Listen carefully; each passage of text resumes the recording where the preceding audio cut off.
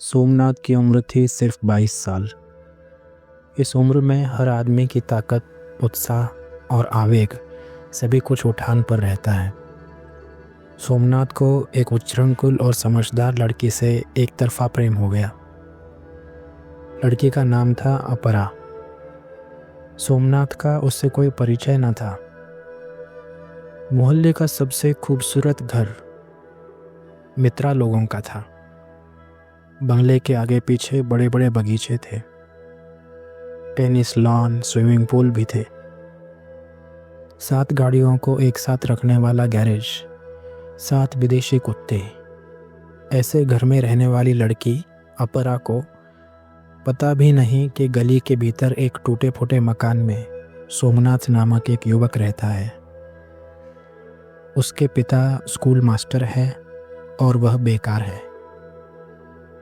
Bank से ऋण लेकर वह वैज्ञानिक उपकरण का छोटा सा लघु उद्योग शुरू करने के इरादे से दौड़ धूप कर रहा है। उसकी आंखों में बड़े बड़े सपने हैं। इसी समय वज्रपात सा हुआ यह प्रेम। सोमनाथ विरह में इतना दुखी हो गया कि वह अपरा की नज़रों में पड़ने के लिए उसकी गाड़ी से टकरा जाने को भी तैयार था, या फिर हिंदी फिल्मों के नायक की तरह उस घर की दीवार पर चढ़कर गाना गाने को। आखिर उसने अपरा को एक पत्र लिख डाला, बड़ा ही शालीन और साहित्यिक रुचि वाला पत्र। वैसे जवाब आने की उसे उम्मीद नहीं थी, पर जवाब आया। अप्रत्याशित, जरा डरते कांपते हाथों से लिखा हुआ पत्र।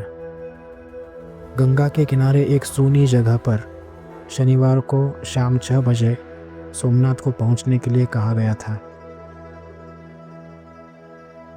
नवयुवक सोमनाथ के मन में जरा भी शक नहीं हुआ कि यह एक षड्यंत्र भी हो सकता है। उत्तेजना से उसका दिल धड़कने लगा।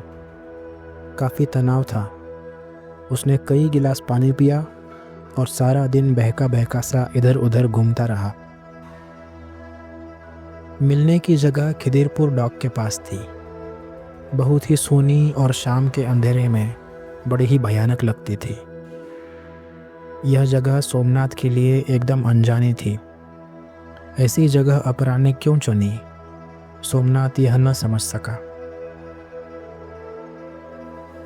सोमनाथ की आर्थिक स्थिति कमज़ोर थी।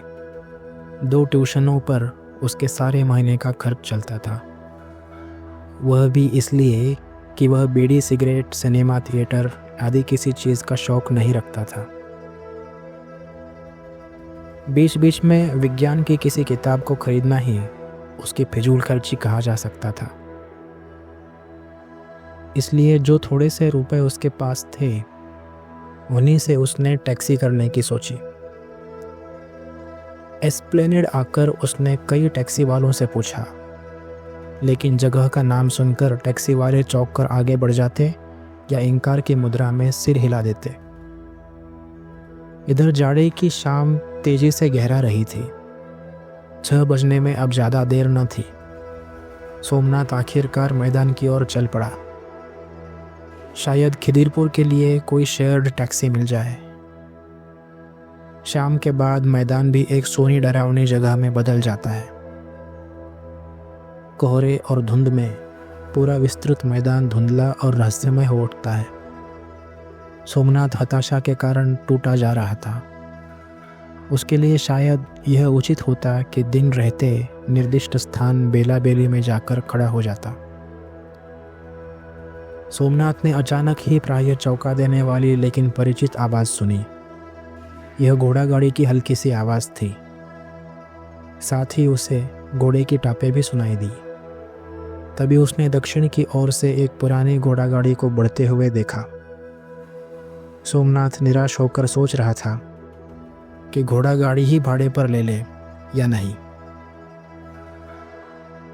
यद्यपि घोड़ा गाड़ी उसे सही वक्त पर पहुंचाएगी, इसकी कोई उम्मीद नहीं थी, फिर भी एक कोशिश। हवा में चाबुक मारने की आवाज़ हुई और कोहरा चीर कर घोड़ा गाड़ी निकल आई। सोमनाथ ने न तो हाथ दिखाया था, न ही पुकारा था। फिर भी गाड़ी उसके सामने आकर खड़ी हो गई।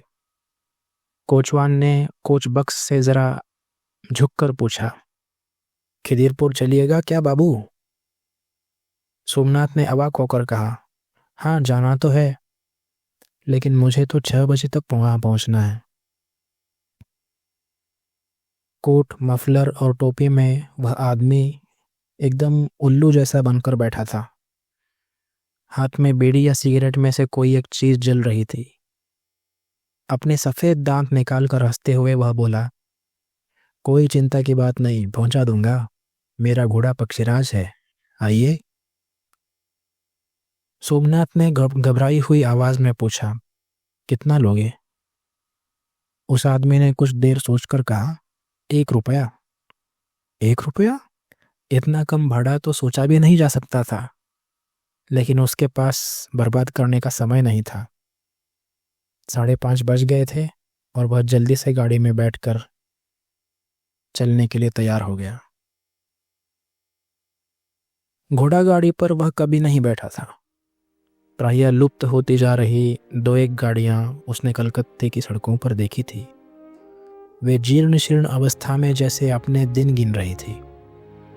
गाड़ी के भीतर अंधेरे में ही सोमनाथ को आश्चर्यजनक अनुभूति हुई। पहली बात तो यह है कि भीतर बाहर की तरह सर्दी नहीं थी, सुहावनी गर्मी थी। किसी भी तरह की दुर्गंध न थी, बल्कि एक भीनी भीनी सुगंध थी। गाड़ी की गद्दी इतनी नरम थी कि कीमती मोटर गाड़ियों में भी शायद वैसी गद्दी ना हो। सोमनाथ यह भी न समझ सका कि गाड़ी कब चलने लगी। उसे किसी भी प्रकार का धक्का या हिलने डुलने का बोध नहीं हुआ। सिर्फ पीछे छूटते रास्ते और पेड़ों को देखकर पता चल रहा था कि गाड़ी चल रही है, लेकिन किस गति से? क्या एक घोड़ा इतनी तेज दौड़ सकता है?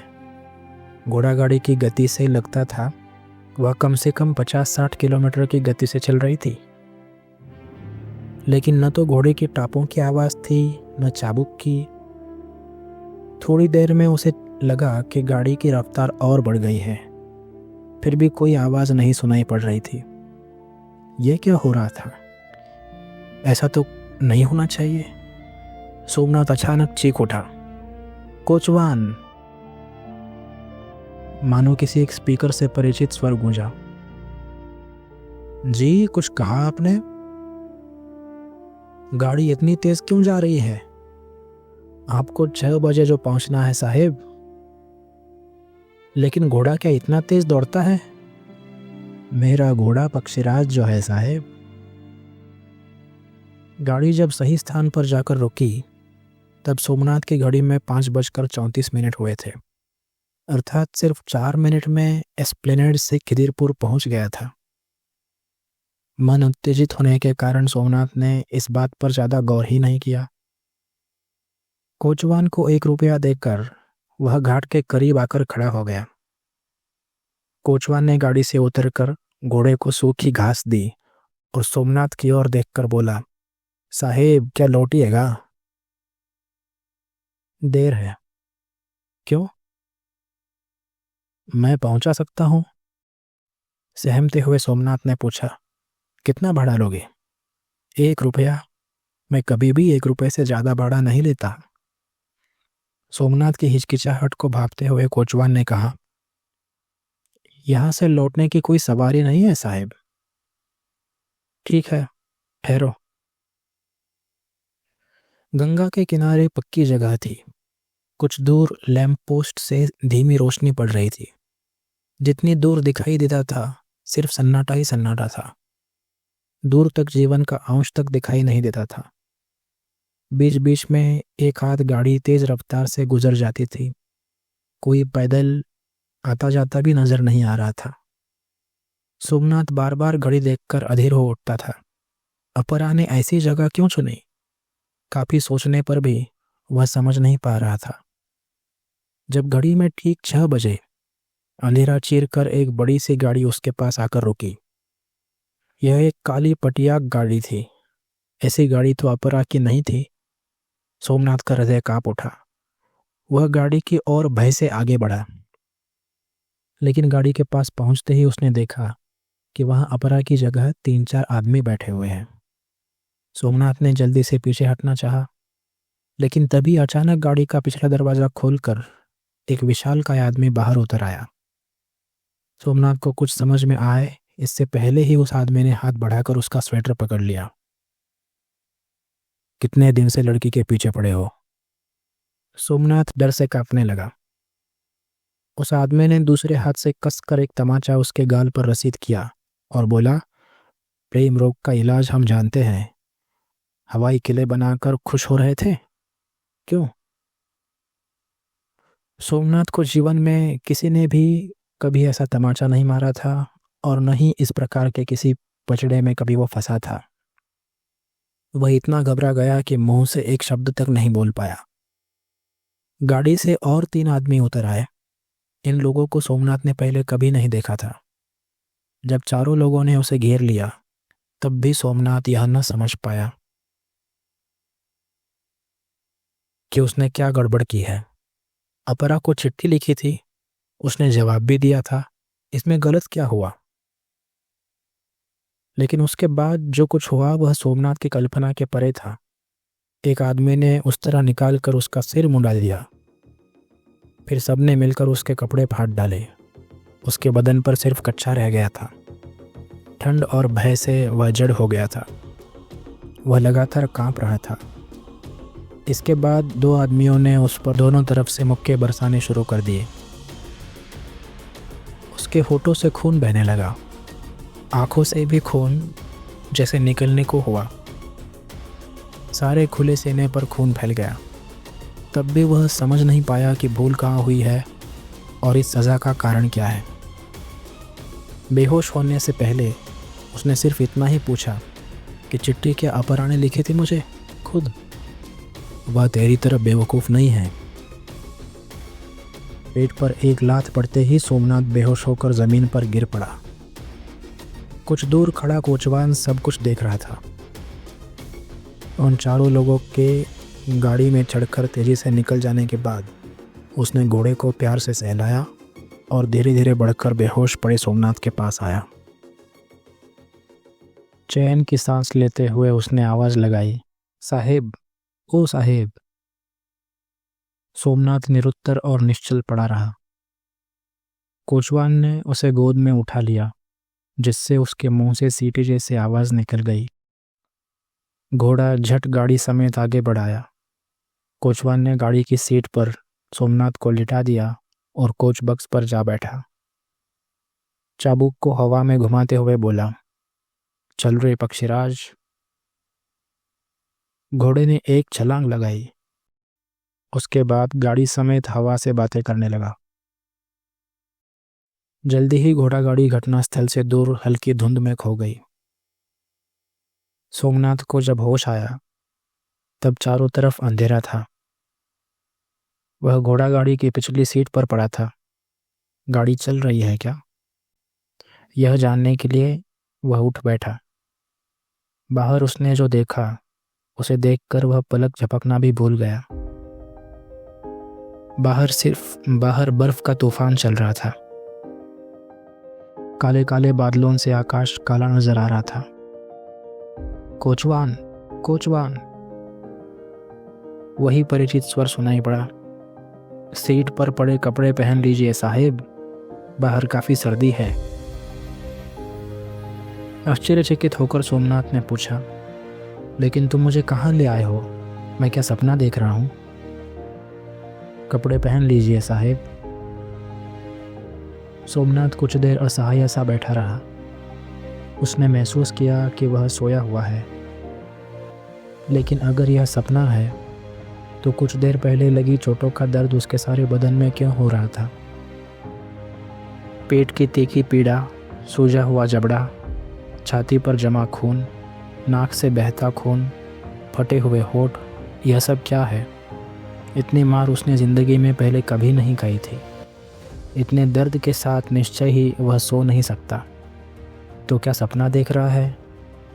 तब क्या वह मर गया है? यह क्या मौत के बाद की दुनिया का अनुभव है?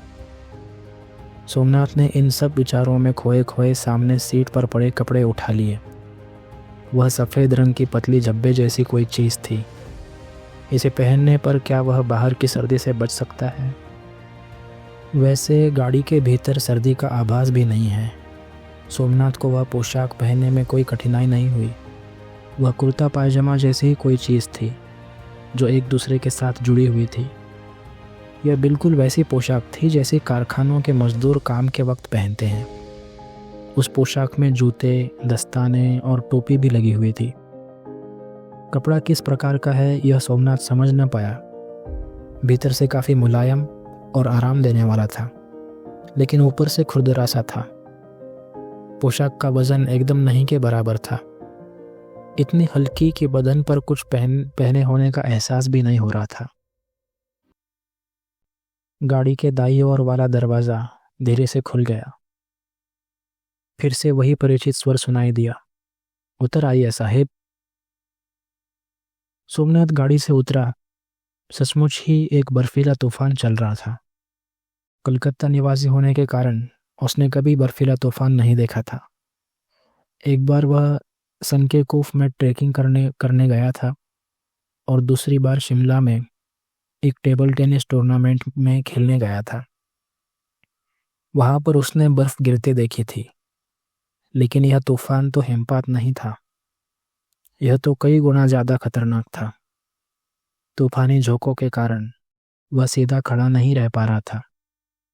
लेकिन आश्चर्य की बात यह कि जितनी सर्दी थी उतनी उसे लग नहीं रही थी। गाड़ी पर कोचवान की सीट पर कोचवान नहीं दिखाई दिया। चारों ओर बर्फ ही बर्फ फैली थी। इसके सिवा कुछ भी नहीं था। कोचवान, कोचवान। कानों में वही परिचित आवाज़ फिर से सुनाई दी। डरने की बात नहीं है साहब। नाक की सीध में ठीक 10 कदम चलिए।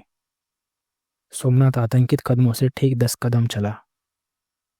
अब पाँवों के नीचे न जाने बर्फ की कितने फीट मोटी परत जमा थी। सोमनाथ ने आश्चर्यचकित होकर देखा कि अंधेरे में बर्फ की परतों को चीरते हुए कोई चीज़ उसकी तरफ बढ़ रही है। पहले उसकी चोटी दिखाई दी, फिर धीरे धीरे एक छोटा सा काला पिरामिड दिखाई देने लगा। बढ़ते जाइए साहेब, दरवाज़ा अपने आप खुल जाएगा। सोमनाथ दुविधा में कुछ कदम आगे बढ़ा। हैरानी की बात कि दीवार में अचानक अंदर जाने की जगह दिखाई दी। सोमनाथ डरते डरते जैसे ही अंदर घुसा, फटाक से पीछे का दरवाज़ा बंद हो गया। सामने एक सीढ़ी नीचे की ओर जा रही थी। उस पर एक बहुत ही सुंदर बड़ी सी कालीन बिछी थी, जिसमें से हल्की हल्की रोशनी फूट रही थी। दीवारें भी वैसी ही थी।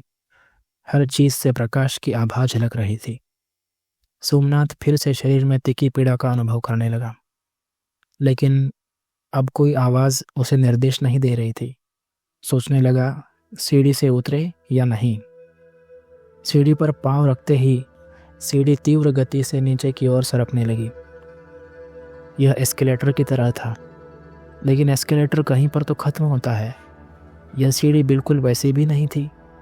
अति तीव्र गति से सोमनाथ को नीचे खींचे लिए जा रही थी। उसकी रफ्तार 50 किलोमीटर प्रति घंटा से कम नहीं रही होगी। कुछ दूर चलने के बाद सीढ़ी थोड़ी सी सीधी हो गई, फिर बाएं ओर मुड़ी और तब फिर दाएं। कुछ मिनटों के बाद वह रुक गई। यह एक बड़ा सा हॉल था। सोमनाथ समझ गया कि उसे यहाँ उतरना है। हॉल का फर्श सीढ़ी से सटा हुआ था। उस पर भी एक प्रकाशवान कालीन बिछी हुई थी। सोमनाथ ने चारों ओर नज़र डाली कि प्रकाश का स्रोत ढूंढ पाए, पर उसे मालूम नहीं हुआ। हॉल की बनावट को देखकर वह भौचक्का रह गया। कहीं उसकी काफ़ी ऊंची और विशाल छत, कहीं बिल्कुल चपटी और सीधी। किसी जगह वह टेढ़ा मेढ़ा सा था तो किसी जगह लहरदार था। सोमनाथ धीरे धीरे कुछ आगे बढ़ा। बढ़ते ही एक पहिए वाली किसी धातु की बनी एक चारपाई उसकी तरफ बढ़ने लगी।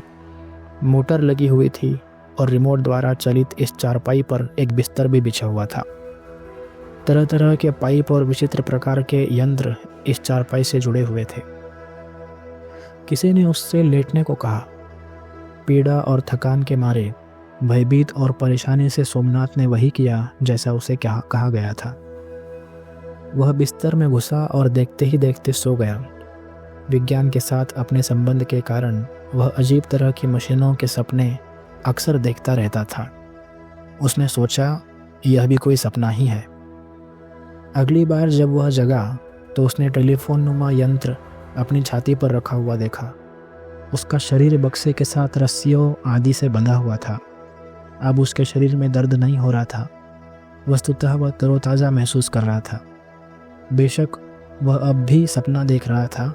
सपने को दूर करने के लिए उसने आंखों को पुनः बंद कर लिया। साहिब, साहिब।